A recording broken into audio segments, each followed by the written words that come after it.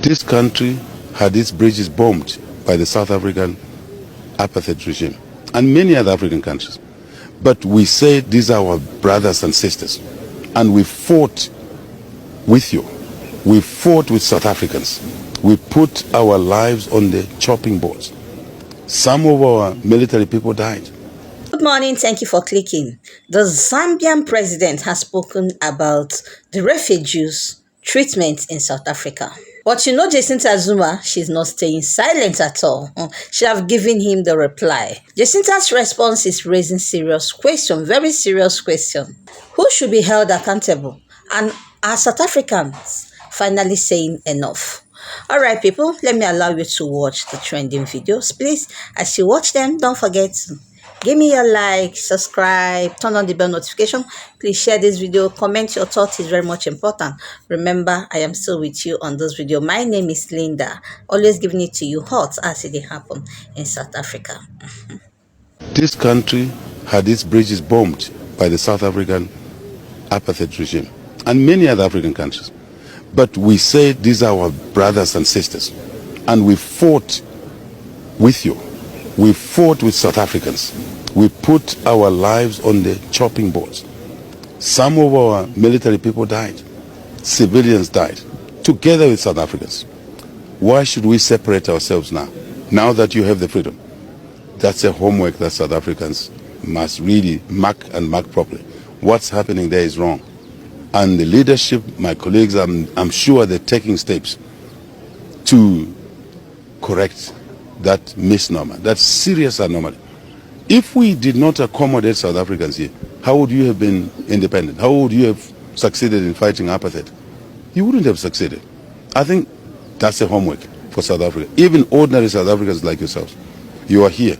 Nobody's harassing you. And remember, a lot of the freedom fight, Umkhonto we Sizwe guys, left wives and children here. So what are you calling those people when they come to South Africa? We're one family, one genetic material, one bloodline. We need unity. We need to fight poverty by investing together, by doing SADC projects together.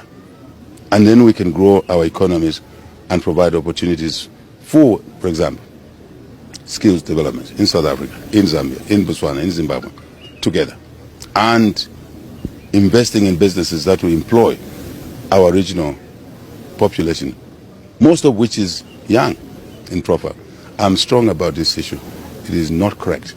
What's happening in South Africa is not correct. And I can look at you in the eyes and look at the camera. That has to stop now. Now.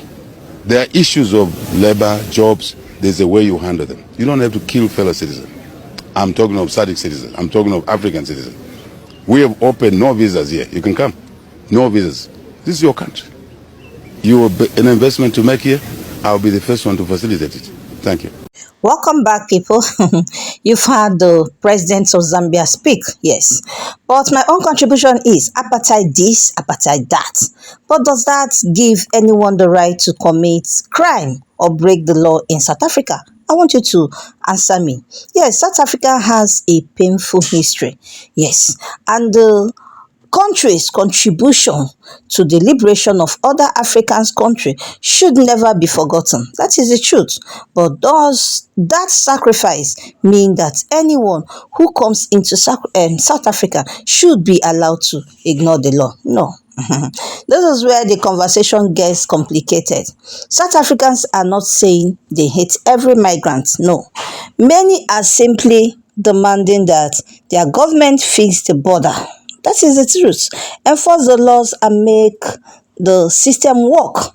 And this is not only South African concern. Ghanaians, Nigerian, and people in other countries have also raised questions about immigration, crime, and border control. As President Hichilema said, there are more decent ways to address these issues.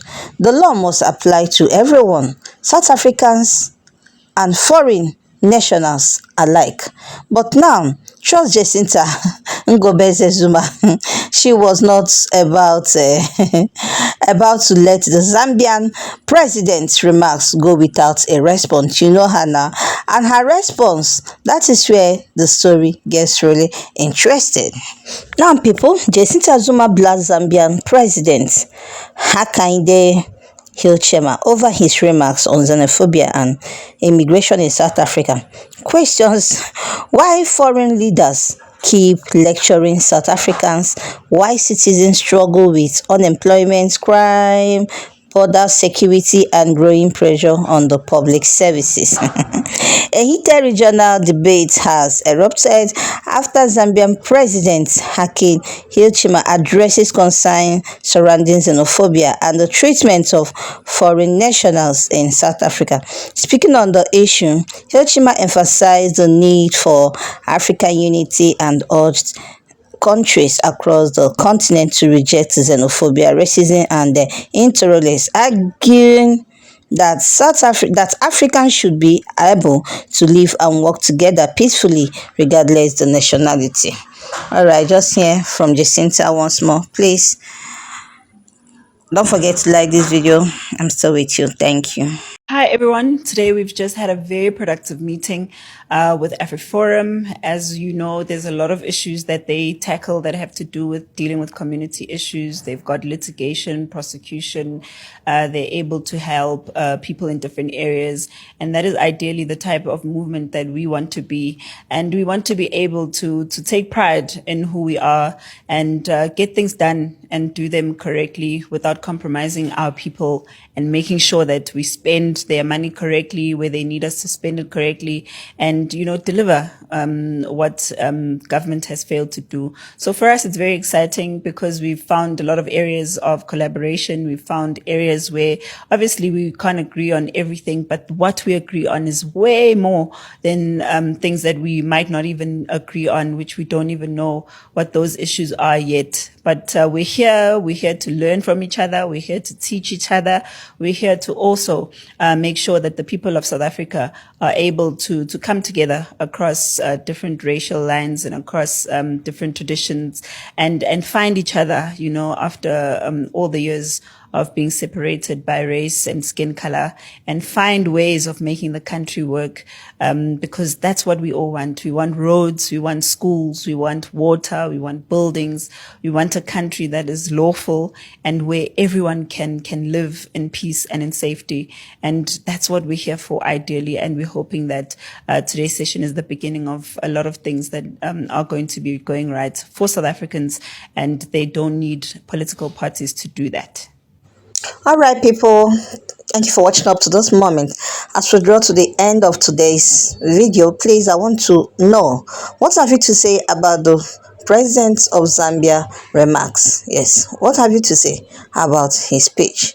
Yes, what he said about racism, South African appetite, you understand? So he said, we made so much sacrifices for South Africans.